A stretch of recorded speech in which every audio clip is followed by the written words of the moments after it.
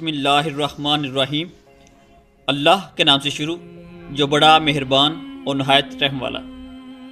السلام علیکم، میں ہوں محمد عثمان علی بٹ۔ ابھی ایک فیصلہ دیکھنے کو ملا جو خاص طور پر جنرل پرویز مشرف صاحب کے حوالہ سے تھا، جس کو ہماری سپریم کورٹ کے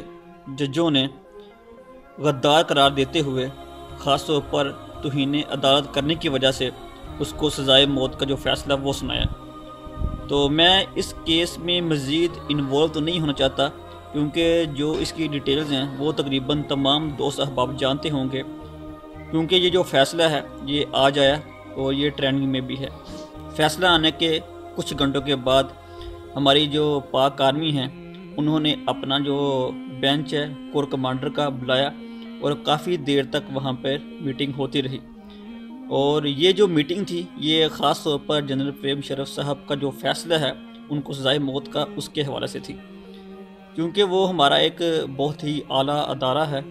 تو اس وجہ سے ہم ان کے خلاف تو نہیں بولیں گے، نہ ہی ہمیں کوئی حق ہے، مگر صرف میں ایک بات being a Muslim being a Pakistani یہ کرنا چاہتا ہوں کہ اگرچہ کہ یہ جو پرویز مشرف صاحب نے بہت اچھے کام کیے ہوں گے پاکستان کے حق میں، مگر اگر اس نے توہین عدالت کی ہے تو اس کو سزا ضرور ملنی چاہیے۔ یہاں پر سب سے خاص بات جس کی طرف میں توجہ دلانا چاہتا ہوں وہ یہ ہے کہ جب آسیہ ملعونہ کو پاکستان تحریک انصاف نے باہر بھیجا اور پہلے انہوں نے یہ بات کی کہ اس میں ہمارا کوئی کردار نہیں ہے، یہ سب عدالتی فیصلہ تھا، مگر بعد میں انہوں نے یہ جو سارا کریڈٹ ہے وہ بھی لینے کی کوشش کی اور اپنے آقاؤں کو خوش کرنے کے لیے سب کچھ کیا۔ تب ہم نے یہ بات کی تھی کہ یہ جو عدالتی فیصلہ ہے وہ غیر آئینی ہے، ہمیں اس کے اوپر بولنے کا حق دیا جائے، ہمارے جو وکلا حضرات ہیں وہ بھی اس کے اوپر بولیں۔ اس فیصلے کے اوپر ڈیٹیل سے تقریباً 5 سے 6 ویڈیوز بنائیں اور تمام یہ جو ہمارے جج صاحبان ہیں ان کی جو دوگلی پالیسی ہے اس کو میں نے